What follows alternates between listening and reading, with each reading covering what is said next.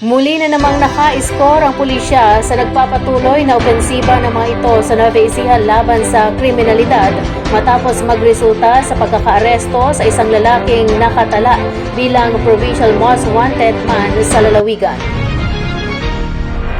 Sinabi ni Police Lieutenant Colonel Warles Ebitog, Chief of Police ng Cabanatuan Police Station, na dakong alas 9:30 ng umaga na magsagawa ng Manhunt Charlie Operation ang kanyang mga tauhan sa Barangay Obrero, Cabanatuan City na nagresulta sa pagkakaresto kay Jefferson Manlusok E. Inero, 28 anyos, residente ng Barangay Obrero, Cabanatuan City. Si Manlusok ay sinasabing kasalukuyang top 7 provincial most wanted person sa Nueva Ecija.